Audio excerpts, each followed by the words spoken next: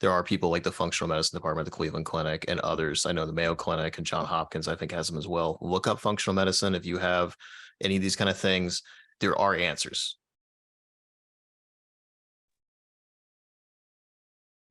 Welcome back to another episode of the Peak Performance Life podcast. Today we have with us Josh Boone, and Josh has a really amazing story. He has been an entrepreneur for many years. He scaled a business and exited. He's now advising other startup founders and entrepreneurs. But the whole time he's been doing this while having to manage a really severe autoimmune condition at one point, a bipolar. He's had numerous different health issues, things that stemmed from mold when he was a child and things of that nature. I'll let him kind of tell you the whole story. But it's really inspiring to see someone who, instead of just allowing these sort of conditions to debilitate them, has actually learned to, through health and through biohacking and supplementation, been able to manage these conditions and still live a productive, successful life. So Josh, thank you so much for joining us here today. Thanks, brother. Glad to be on, man. Awesome. Well, yeah, let's start with a brief background, kind of like what happened and kind of just the short version of your life story here. Yeah, so we'll kind of go into the beats and then kind of start back at the beginning again and go down all the various rabbit holes. But I grew up in small business. My dad has a tree service. My mom has a cleaning service. So I grew up in entrepreneurship. I just, it's just in my nature, going out on estimates with my dad and seeing how he talked with clients, and all this came very natural.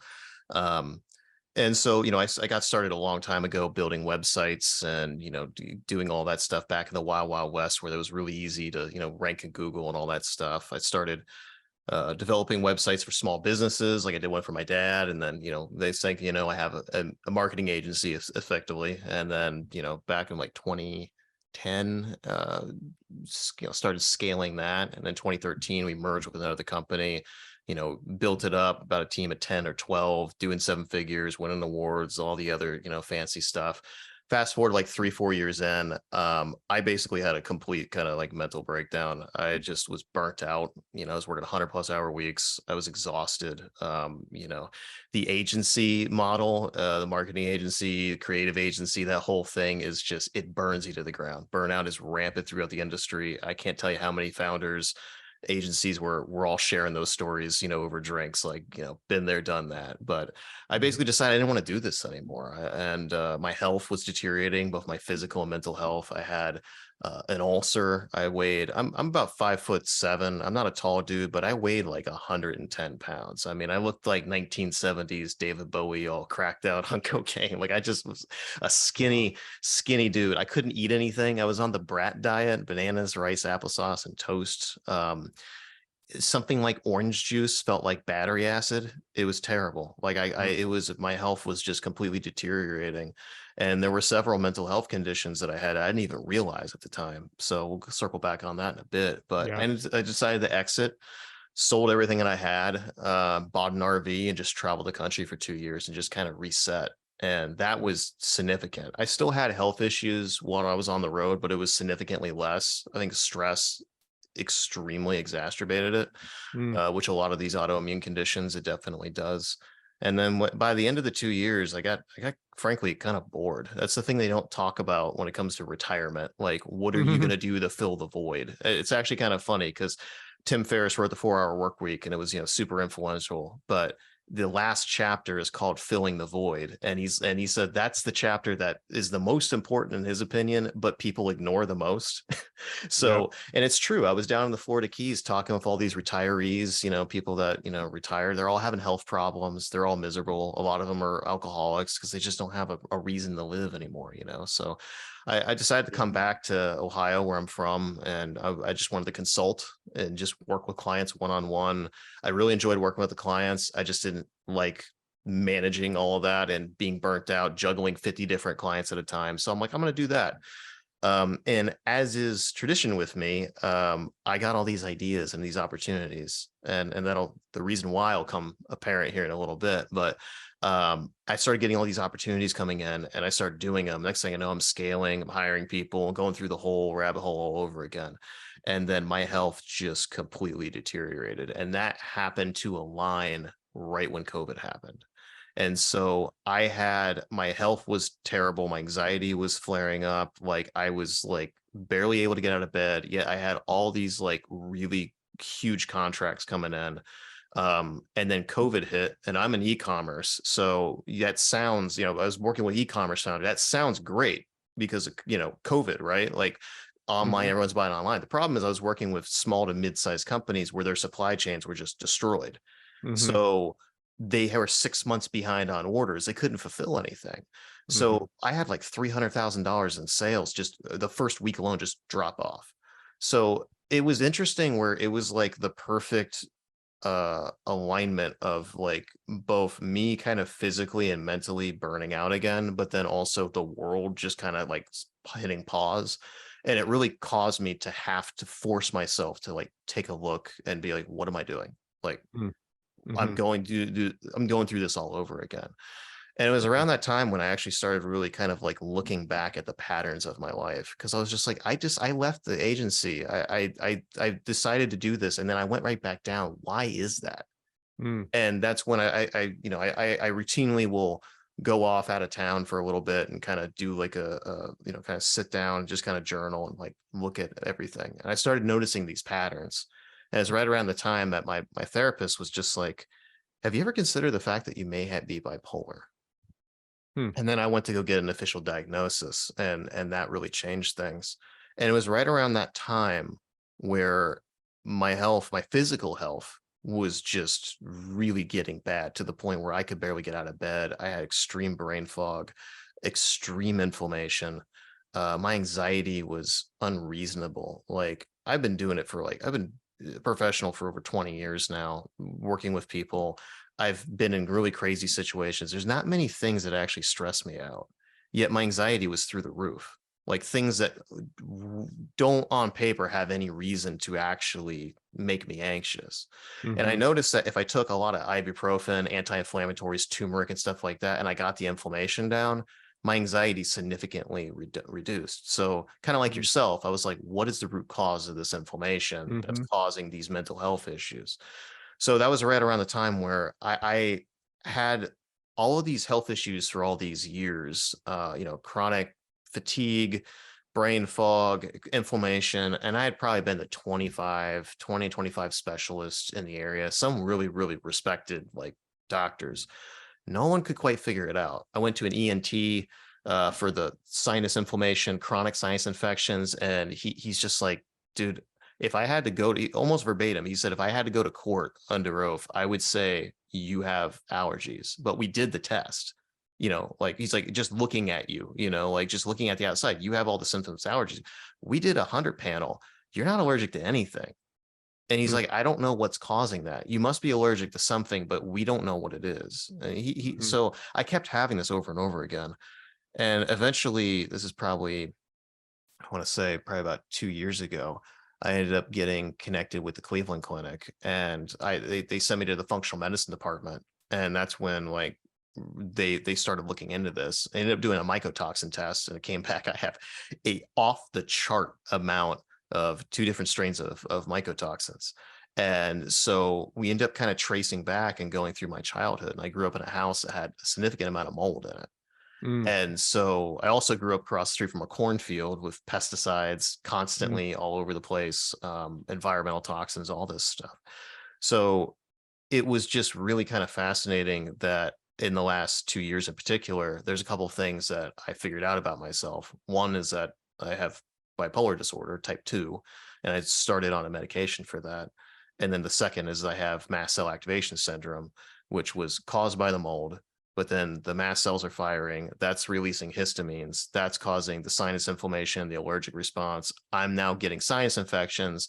I've probably been on 20, 25, 30 rounds of antibiotics over the course of my life, maybe potentially more.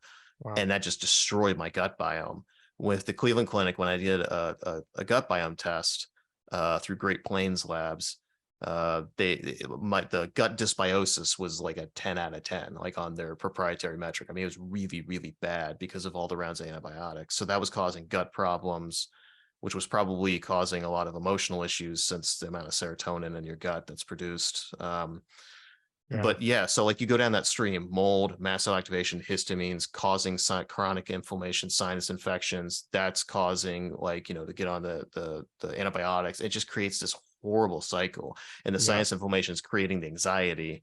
And it was just bad. So as we've been kind of peeling back the layers of kind of, reverse engineering the symptoms to get to the root cause, my health has been significantly better. My anxiety is almost non-existent now, Mm. unless I'm having a flare up, but the flare ups are increasingly, decreasing in length, severity. I can see them coming.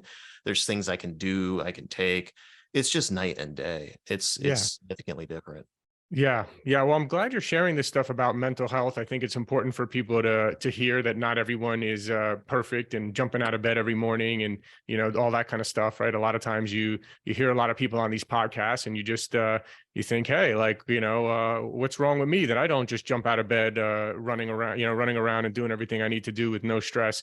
So I'm glad you're talking about this. I think it's important. And yeah, you've obviously had a lot of issues, and it's you can see how one issue can compound on the next. Like you said, once you start taking antibiotics and then your gut microbiome is kind of messed up, and then one thing leads to another. So yeah, you can definitely see how that works, and then also you can see how this affects like mental health and physical health, right? There's so much related, and I'm sure you kind of have learned over the years as well about like what you put in your body, right? So I'd love to kind of transition now to what did you do that helped, and what are certain things that like, okay, like if I did this, man, that just destroyed me and inflammation went up, but if I did this, and now I do, whatever activities you're doing these days, because I know now you're feeling a lot better, you're able to function a lot better. So yeah, I would love to hear what are the things that had especially a positive impact for you. Yeah, so I'll kind of get to the big ones, and then we can get more into the kind of practical day-to-day stuff. But the big one was like I was diagnosed with ADHD when I was 23. So I was put on Adderall, and that helped Mm. significantly with my attention. The problem is that because I wasn't aware that I had bipolar, it was triggering my manic cycles. And so it was almost like jet fuel for it. So Yeah. I would work, 100-hour weeks and just be completely focused and focused and focused. And that Mm. had a whole bunch of stream of downward effects. Like I'm just Yeah. pounding caffeine, my blood pressure. I was pre-hypertension, and again, I'm a skinny dude. There's no reason for me to be pre-hypertension. And so I was having all these downstream effects due to that, but then I'd have these horrible depression cycles as well, where I would just like barely be able to do anything. So the first big thing for me was A, getting off of Adderall, Yeah. and B, getting on a mood stabilizer. I'm on Lamictal. That has helped significantly. So if you're Mhm. somebody who deals with ADHD and bipolar, that's a horrible cycle, because most of the times what you're doing to treat the ADHD is makes the bipolar worse. So and to your point, one of the things that we don't talk about when it comes to like mental health, when it comes to ADHD, is often it can make you really difficult to focus and really hard to just focus on one track. And for me, all these years, like I would start on one project and start getting traction. And then the second that I would start getting traction, I get kind of bored and I'd go to something else. And then, you look back like 9 months or a year later and you start feeling really self-conscious and really bad on yourself, because you see other people that aren't really any more competent than you, but they're having success just because they stayed the course and, Mhm. chop wood, carry water, and they continue. But when you're having, both a mental health issue, or in the case of a physical, or both, it can be really hard to keep that momentum going and to stay consistent. So that causes this kind of insecurity and, really imposter syndrome, beating up on yourself. And that causes a whole nother chain reaction. And that can lead to, bad lifestyle decisions. It can lead you to be stressed, drinking a lot. So it's like all these things, to your point, are really interconnected. Mm. Um, Yeah, I so want to jump in real quick on one thing there in terms of like the Adderall, and again, I'm not a doctor. This is not medical advice. Some people, I'm sure, it's been probably very beneficial for them. But I'm always very cautious with anything that's like super stimulating like that, right? Like even a pre-workout. Like I don't want a pre-workout that gets me like jacked out of my mind, like super stimulated, right? Like and Adderall, things like that I see that get people like super stimulated. And like you said, like, you're like, oh wow, this is amazing. Now I can work, and boom, but then you never stop working, and then it has other side effects. And just anything, like, I'm always very cautious, and I would advise people to really be really cautious about anything that's like a super stimulant. Anything that brings you super high up, like super fast, can also bring you down. And I know there's a lot of entrepreneurs right now. There are people using the thing called modafinil, right? And Yeah. other, like, and using it regularly, right? And using stimulants regularly. And I think, just basically proceed with caution like that. For me, I prefer to be more on like an even keel as much as possible. Not too many highs, not too many lows. I'd rather be kind of steady. And so I think that's one thing for people, whether they're taking a pre-workout or Adderall, or people are like, oh, this modafinil thing will make you, or even having 4 or 5 cups of coffee every day, Yeah. can be another one. I actually personally noticed that if I drink a second cup of coffee in the afternoon, my jaw gets tight. I get tension in my Mm. jaw. So for me personally, I've stopped, for the most part, stop. Every once in a while, I'll have a decaf if I really need it after lunch, but I'm trying to avoid any kind of stimulant, especially one where I'm feeling a reaction in my body. Yeah. And it's an amazing point, because for me, I found things that I find a lot more effective, and particularly for me, having to be concerned about the bipolar situation, that's Hmm. really pertinent for me. But I would say it really applies to everybody else, maybe to a slightly lesser extent. But I'm really, much like you, I'm not a doctor. I don't play one on the internet. Everything for me, I am extremely experimental with how I approach health. I Hmm. am, is if you take a personality test, openness to new experience, I'm a 10 out of 10. So it's like Hmm. I'm constantly testing new things and whatever. And I assume most of your listeners probably are similarly minded. But for a lot of other people, one of the reasons why like psychiatrists don't prescribe a lot of these supplements that I think are a lot better is just because there's not, 20, 30 years of clinical trials, so like they can't in good conscience recommend these things. But there's so many options right now that I feel like, if you just look at it on paper, are so much better.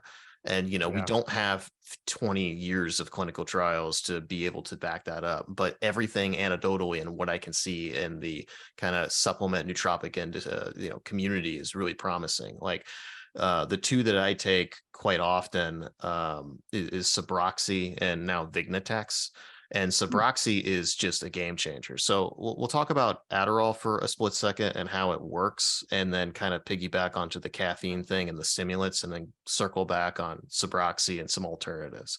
So Yeah, Adderall, yeah, let's definitely focus on what's been working, because you mentioned before we started recording, you also mentioned you do sauna every day and you're taking yeah, all these supplements. Would love to hear. I'd never heard of those two. Those are just regular supplements, the two that you just mentioned? yeah. And I have no affiliation. I'm just gonna say this right now. I have Yeah. no affiliation with Nootropics Depot, but I personally I work with a couple supplement companies.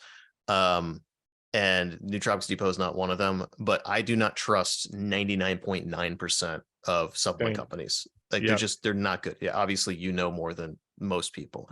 Yeah. But Nootropics Depot does make a lot of things and they're amazing. So they do sell Suboxone. It is fantastic. And Adderall is both a dopamine reuptake inhibitor and then kind of a releaser of dopamine as well.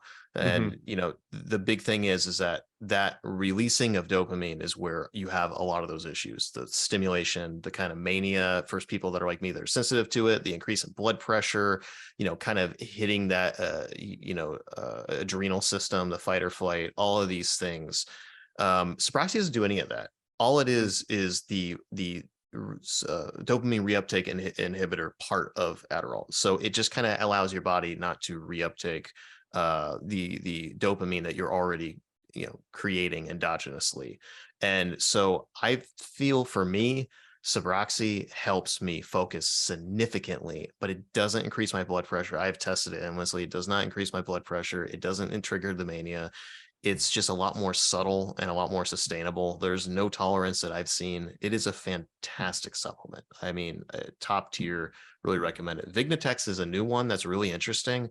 I've just been using that for the last couple of months, and it's really fascinating because it hits multiple things. It can help with focus and attention. and help, promoting the release of dopamine, but also it has inflammation reduction, and then also it helps kind of regulate cytokines.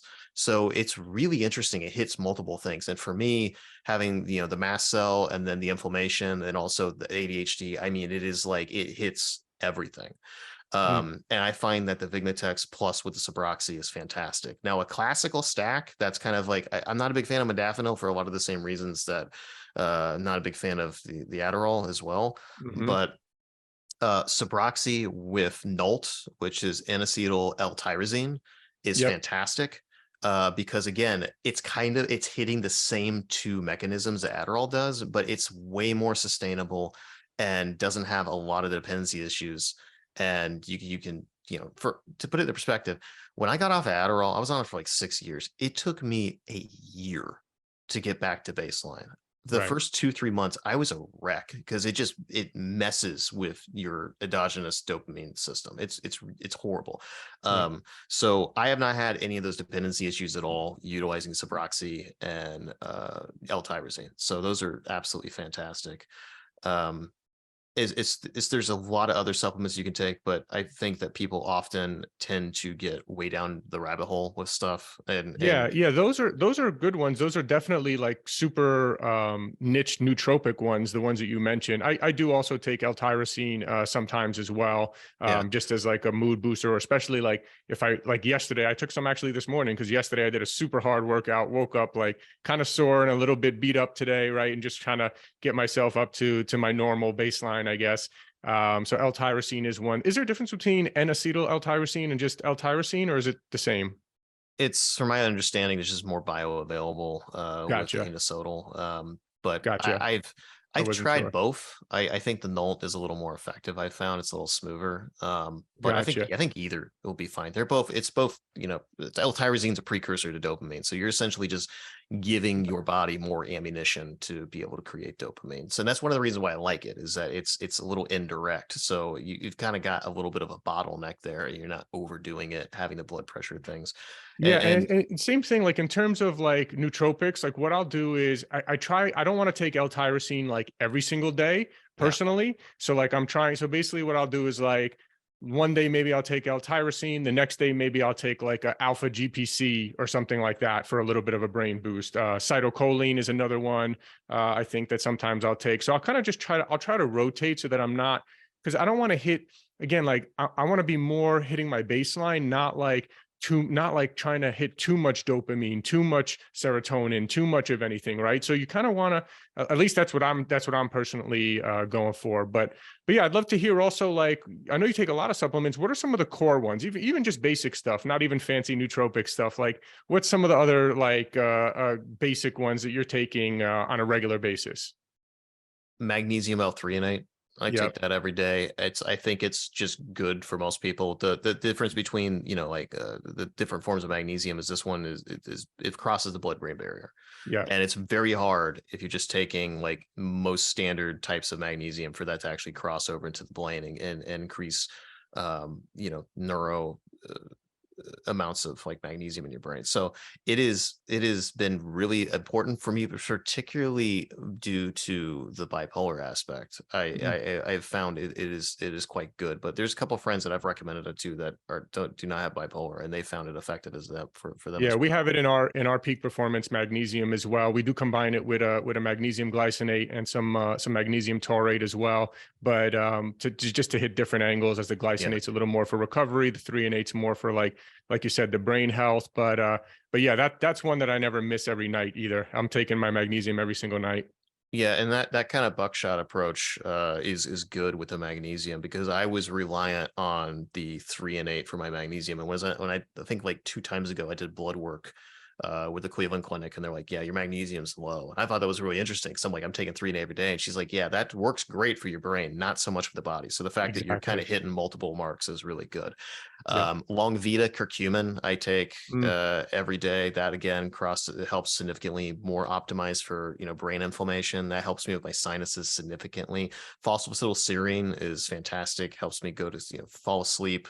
But also kind of helps limit the amount of cortisol production. And kind of like you, I definitely optimize for balance rather than just Hmm. raw stimulation. And that's where, like, the caffeine, um, I've significantly reduced it. Now, when I'm traveling, like I just got back from a week in Cleveland and Pittsburgh, like I had more caffeine than I typically do just to keep me going. Sure. But like even today, like I had half the amount that I had the last couple of days, and I'm going to taper it down. And then by the end of the week, I'm probably going to go no caffeine for probably at least 3, 4 days, and then kind of limit it. Wow. That's Yeah. better than So me. I can't go no caffeine. I just go low. well, that's the thing. Yeah, it's like I've got things, I take quite a lot of things for energy as well, NMN Yep. and other things. So that helps me quite a lot. The Vignatech's also very stimulating. Mm, So there's things that I can take now that kind of help offset that. But even if to me, I have learned to prioritize, like I will take a couple days where I'm a little sluggish yeah. versus like Smart. being super productive and then just crashing. Yeah. So like it's almost one of the things, like you got to take your medicine, it's just like I will take those days, and I try to be strategic about it and do it like on a Friday or over the weekend or whatever else where it doesn't matter. But it Usually just once a it's week, I'll take a day off of supplements too. Sometimes, like maybe not even once a week, but some every once in a while, it's like, okay, like your body has to also know what it's like to function without any supplements for a day at least, right? So yeah, I like that approach. yeah, for sure.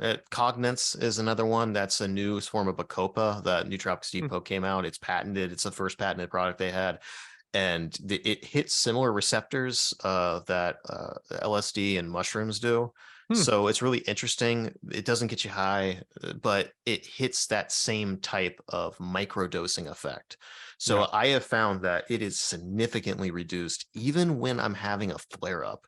It has significantly reduced my anxiety.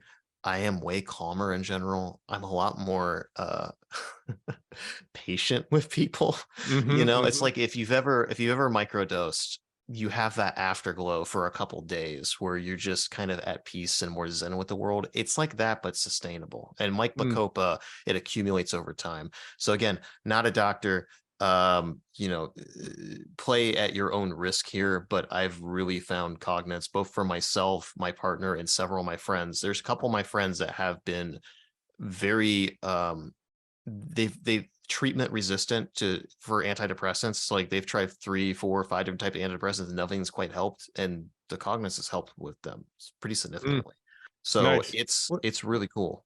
I did recently. I did I think it's called an organic acids test. It was just a urine test. A Yeah, buddy of mine who we had on a previous podcast, Ryan Kennedy, offers it, and then you kind of go through the results. And he was kind of showing me, and he was like, "Oh, your dopamine is actually really good. Really high. Kind of good, not too high, but like a really good range. But your serotonin was a little bit low, or something like that." And so he actually had mentioned SAM-E as something potentially there. And then what was the other one? 5-HTP, right? So yeah, 5-HTP and SAMe were the two that he mentioned I could take. So I just started actually trying those ones out. I'm not sure I can really feel a difference with anything yet, but again, it's kind of hard. I take so much stuff that sometimes yeah. I don't really know. As long as I'm feeling good, I'm good with it. But yeah, what other basics, like are you taking like a vitamin D plus K and stuff like that? Any other kind of basic supplements there? Yeah, I take a multivitamin. Right now I'm just taking the Life Extension 2 a day. I like Mhm. those because it's a pretty optimized stack. A lot of times I only take one a day because they're kind of overdosed, but I'm fine with that. So that one I take, vitamin D in K7, I believe, is one that I take every day. Mhm. Um, quite a lot of other things as well. Sometimes I mess with acetylcholine, like you were saying. Mhm. But yeah, I've been trying to reduce, like slim down my supplement stack as much as I can, but it's still huge. So Yeah, yeah. it's a hard. I mean, I'm taking so many damn like binders, NAC, glutathione, all that stuff for the Yeah. Cleveland Clinic. And the NAC Mm. and the glutathione, I will continue even after I'm done with the treatment of the Cleveland Clinic, because I found that it is given me energy and overall like helped with anxiety and inflammation. So I'm Yeah. I'm pretty big fan of those two. Yeah, we have a Uh, great NAC. NAC is a great another one that I take. I take a capsule of that every night as well. That's another great one that we offer as well. And then what about in terms of like just regular health? Like what is your what is your diet like? I know you mentioned the sauna. Let's talk about that a little bit. But like, what are some of the things that like you notice? Hey, if I do this, then it's bad for me. If I do this, then I'm feeling much better. Yeah, I mean, some of it is just kind of the basics that you've heard. Sleep, prioritizing sleep is huge. I Hmm. really started focusing on that after hearing Matthew Walker talk about all that on long time ago, like however, I don't know, 5, 6 years ago. I think I heard him on Kevin Rose's podcast back in the day. But like, I really started prioritizing that more, noticed a huge difference. And I've just noticed a direct correlation and like, bad sleep, everything goes down, just everything tanks. Hmm. So I really prioritize sleep as much as possible. This actually, this is called Apollo, and it is like a wearable Mm, that I use, and it basically helps. It vibrates at certain frequencies, and it actually stimulates your nervous system. My doctor at the Cleveland Clinic, the functional medicine department, recommended it, really? and they've actually noticed. You can go on their website, and they have a clinical trial where I think it's like 18% increase in REM sleep, deep sleep Yeah, every I've heard night of it. using it. I've heard of it recently. This Apollo, just basically this for those who aren't watching, it's just a little kind of wristband. Sort of Yeah. almost looks like you have a little watch on your wrist, but it's not. It's just little, yeah, a little wristband. And I guess it does. And my buddy had one. He let me try it for a little while recently, and it just kind of vibrates lightly on your wrist there, and I guess calms you or helps calm your nervous system somehow. And I guess yeah, people are seeing results with better sleep with it. So is that you feeling a difference from that? Yeah, I think so. I mean, I've checked on my Apple Watch, and I've definitely noticed I don't think it's like 20%. I'd probably say like a 10, 15%, but it Mhm, seems, I mean, I haven't sat there and done all the calculations, but just looking at it definitely seems like it's helped. One of the interesting things is that it's essentially like retraining your nervous system in a way. And I've noticed since I've been using it, like in general, my how fast, like, the cycles of, let's say, getting stressed out or something like that, I've mm, noticed that the peaks are not as high and the dips are shallower. mhm, And so it's really interesting. So, it seems to work. Like right now there's a setting called social, it's just to help kind of, um, relax you, but kind of get a little mix of energizing. There's one called energy or wake up, I think. And basically it just helps stimulate you in the morning. I have noticed, and again, it's hard to know how much of this is placebo, man. Like it's really hard to tell, yeah, but, yeah, yeah. But but hey, if it, placebo works, it works, man. You know, like if someone tell if a doctor tells you, hey, wear this thing on your wrist and you are going to sleep way better, you're going to feel way better, and you believe him, and the placebo works, then hey, it works, yeah, man. why not?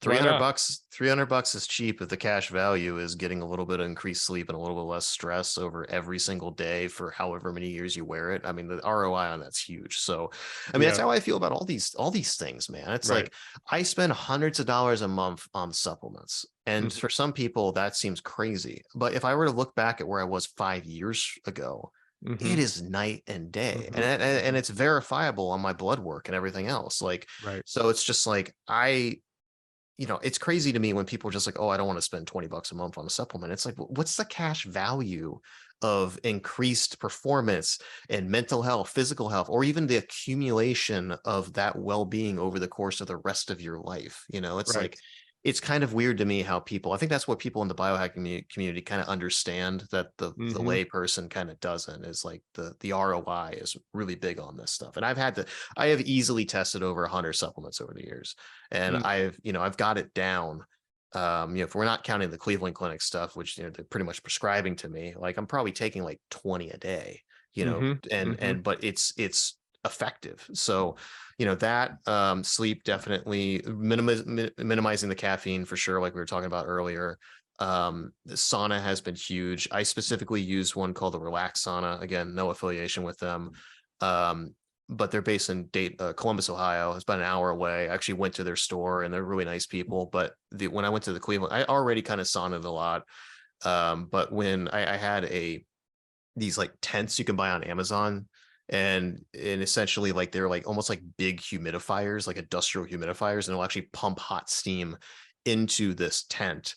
And they're not that expensive, like 100, $125, something like that. So mm, if you're someone who wants a sauna at home, and you can't afford one of the really expensive infrared saunas, it's a really good way of doing it. It's affordable. I would say to upgrade, and if you can afford it, I would get the Relax Sauna. It's the only one that's actually FDA approved, and like they have actually done like a study to show that it verifiably increases core body temperature. The problem with a lot of the cheaper infrared saunas is that they don't. There's actually a dude, and again, this is all anecdotal, but there was a dude on Reddit who basically like tested all I think it was our biohacking. I forget which subreddit, but he tested all these ones and used a rectal thermometer and actually showed that Oh a my God. lot. Yeah, he actually showed that all these studies that like Dr. Ron Patrick and all these other people that are, saying how good the sauna is, they're showing using Swedish, traditional saunas, and they're showing a marked increase in core body temperature. And that's where a lot of these health benefits are coming from. He's using this rectal thermometer and showing that these like kind of bootleg infrared saunas on Amazon that are like $500 or cheaper, they don't really do that. It might get sweat, which I'm Yeah. sure has, detoxing benefits and everything else, but they're not really raising your core body temperature that much. So you're not really getting a lot of benefits. The relaxed sauna does. And I can say anecdotally, like even the difference between a steam sauna, like I am sweating within like 5 minutes and a lot, so I have Mm. noticed just a pretty big difference using that. And one of the interesting things about the patent that they have, and again, I know I sound like I'm just, Is Relax an shilling this brand. infrared? Is it an infrared sauna? It is, but the way Eh, that theirs works is that it's a continuous, like it uses a ceramic infrared device, and it's continuously going. Whereas I Interesting. guess because they have a patent on it, all the other ones, they will heat up and then stop and then heat up and then stop. And that kind of makes it a lot less effective.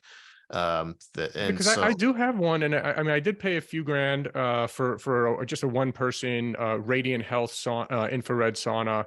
I do like it, but I think it only goes up to 149 degrees, mm, and I do usually have to go in there, and I don't start sweating usually for like 10 minutes, let's say, and then I'm usually in there for like 35, 40 minutes. I definitely can feel a yeah, difference. I feel amazing after. I sweat a lot for sure. But it is a little annoying. Like those other saunas, sometimes, when you go to like a traditional sauna and you hop in and within 5 minutes yeah. you're drenched in sweat and you don't even need to be in there, it seems like, for more than like 10, 15 minutes. It's definitely more efficient. It is a little annoying that I got to set aside, like, first of all, I got to heat it up for like a half hour, 40 minutes before I get in. And then I'm in there for, 40 minutes. After that, typically, I wish it was a little more efficient, but I do try to at least get in a couple sessions a week, because I definitely feel a difference. Like, actually, like after I do that and then take a shower and then finish on cold for the last few minutes, as cold as it'll go, and I come out of that, like, I feel like there's a boost of, I don't know, serotonin, dopamine, whatever it is. I feel happier, amazing. Like, you just feel really good after that, for sure. Yeah, and there's a reason for that. And to kind of cap things on the sauna is like, yeah, the relaxed sauna, the reason why I like it is because it is like a really high quality version of the tent design, where they've got a really well constructed chair in this tent, which is a lot thicker than the cheaper one that I bought on Amazon that was the steam kind. But what I like about it is that, yeah, it gets hot basically within like a minute. Mm, Because, and one of the cool things is that it's a small surface area. It's a smaller surface area, so it's easier to do rather than the kind of bigger, bulkier bamboo ones. But also the entire thing is portable. Like if I was taking a mm, long road trip, I would take it with me, and the whole nice. thing collapses down. So it's pretty cool. But anyway, yeah. To be off what you're saying, like that, and then a cold shower, I can be having like a total panic attack and be really stressed out. I will get in the sauna and then immediately get in a cold shower, and I come out and I am like reborn.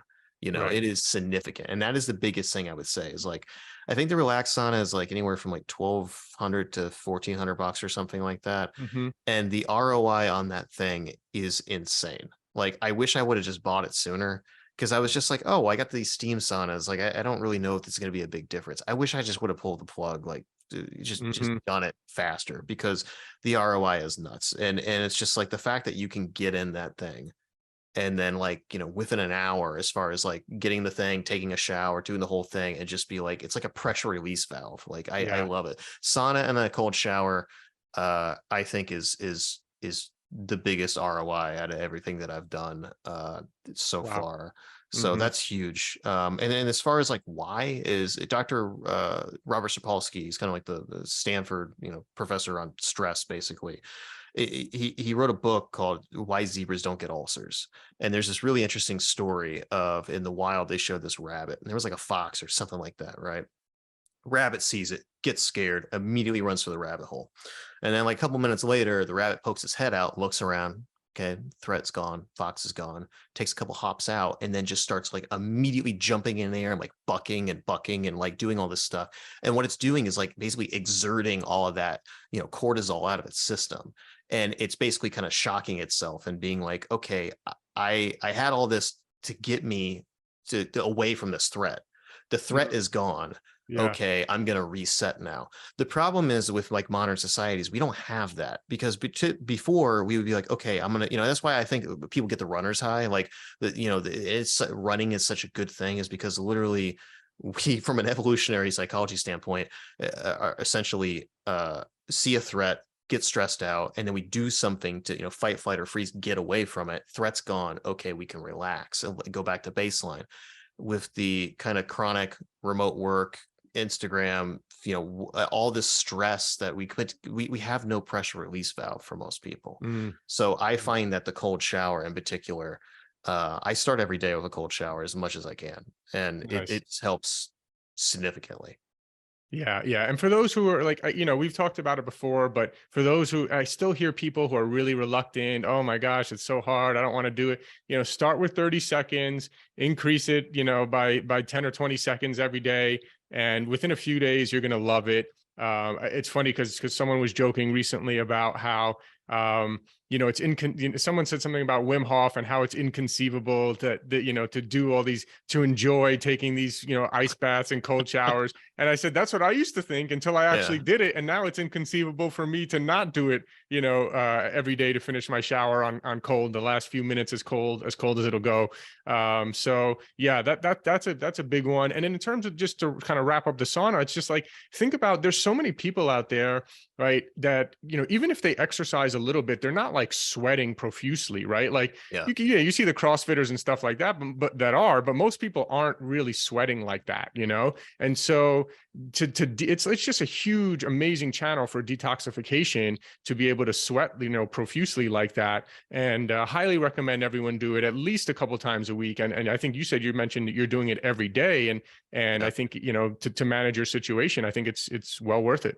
Yeah, and I mean it is verifiable. Like with the Cleveland Clinic, I'm doing like mycotoxin tests and stuff, and that's why they literally prescribe like you Mm, need to get in the sauna as much as you can. mm, And so that's the thing is like how you get rid of toxins is urine, feces, sweat, basically, and mm. and so whatever you can do to increase the sweat, the urine, the feces really can't do a hell of a lot about unless you're using binders, but with Yeah.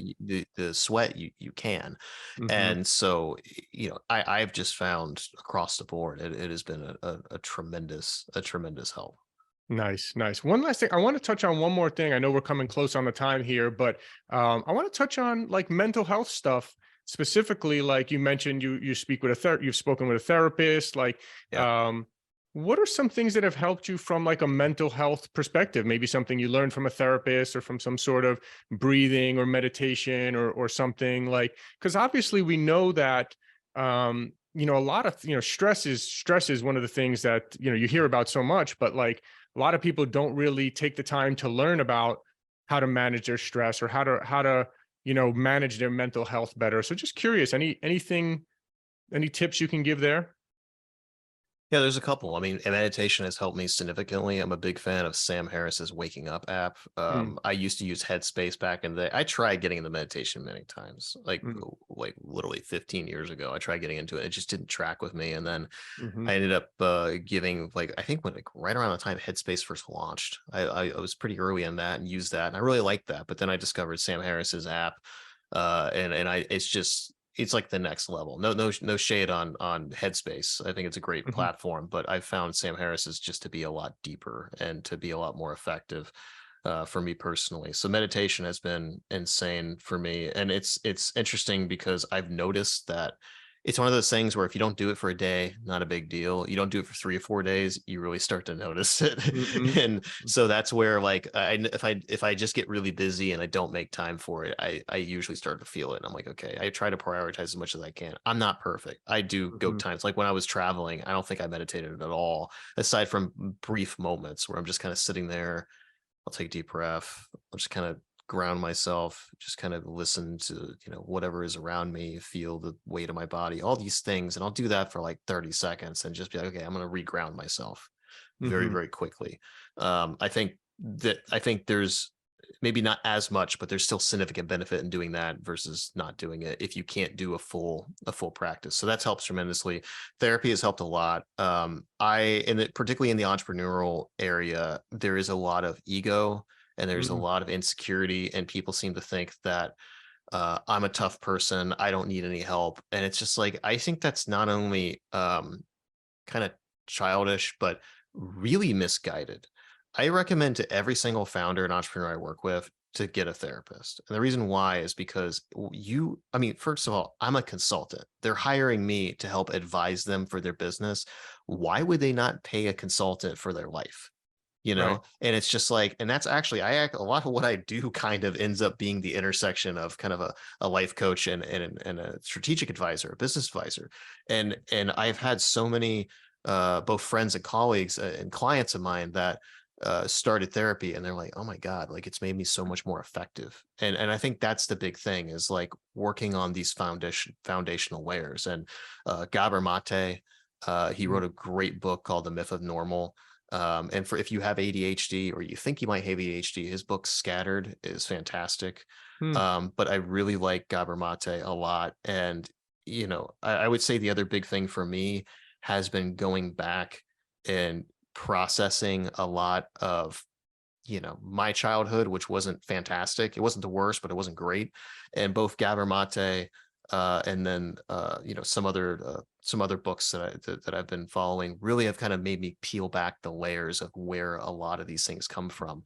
And particularly for me, getting the official diagnosis with bipolar and ADHD, I've been doing more research on that and being like, okay, here is the aspects of my life and my personality and these kind of feedback loops and coping mechanisms I had that are kind of indicative, like sourced from that versus just me.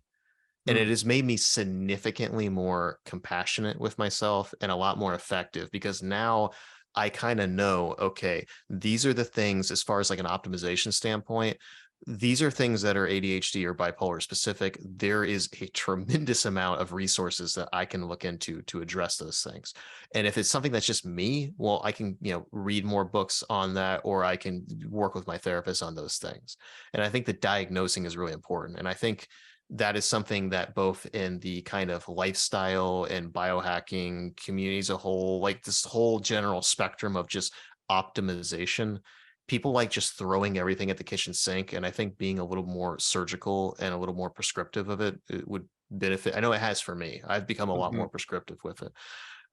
So those are Hmm. all things that I think have helped me significantly, both I would say in being effective as, professional entrepreneur and, husband, friend, whatever, just as a human being, but also from a physical health standpoint as well. And I think the biggest takeaway overall is just, there's a quote, protect the asset. And Yeah. you are the asset, both your body and your mind. And I think for a long time I treated it's like I was driving a Ferrari, but I like was just, doing donuts and like not Hmm. doing oil changes, and was, using, regular gas instead of premium. I was just like just abusing this beautiful car. And Hmm. now I'm just like, okay, I'm gonna prioritize the maintenance. I'm gonna prioritize the slow and steady. And I think, to, what you were saying earlier, it's like uh the slower and more steady approach, both for my health, my life, and my business, is the priority now versus just sheer output optimization, because Right. uh that has consequences that I now realize. Yeah, yeah, I've definitely realized the same, that it's like going faster and harder is not necessarily the answer, especially at a certain point, right? Like I get it. Everyone in their 20s, they have a lot of energy and they want to grind it out and work hard and stuff like that. But still, obviously, if you have situations like yours, you have to be aware of it and manage it better from them. But yeah, so I really want to commend you on, first of all, just dealing with all these issues. And a lot of people that are dealing with, all these different things, autoimmune conditions, ADHD, bipolar, a lot of them just say, well, I can't do anything. They use it as an excuse to not do anything in their life. Right. And by the way, like, I'm not in that situation. Like, I'm not one to talk about like what I would do if I was in that situation. Right. So I'm not knocking it one way or another. I'm more commending you that you are taking those things and saying, no, I'm going to figure out a way. I'm going to biohack my way and learn how to manage these things and continue to live a great life and have a family and have be successful in business and manage myself and my emotions and my mental health and everything like that. So really want to commend you, man, for all of that. And really appreciate you sharing your knowledge here with everyone today. And where can people, if people want to follow you, learn more from you? I know you have a podcast as well. Where can people reach you? Yeah, man. Thanks for that. I would just say in closing, like if you're dealing with these kind of autoimmune conditions, like there is people out there that can help. And most of the doctors that you deal with are just not going to know. But there are people like the functional medicine department, the Cleveland Clinic, and others. I know the Mayo Clinic and John Hopkins, I think, has them as well. Look up functional medicine if you have any of these kind of things. If you there are answers. Like, don't give up. That's all I would say, because it can get really bleak if you feel like there are no answers out there, but there are. So that's all I would say. And if you're dealing with this stuff, just be kind of kind to yourself. I wish I would have told myself that when I was younger. But yeah, as far as following me, if you like hearing me talk, I do quite a lot of it with a lot of other people. You can look up the Josh Boone Show. Look it up on YouTube, on Spotify, Apple Podcasts, wherever you listen to that. You can hit me up on LinkedIn at Josh Boone.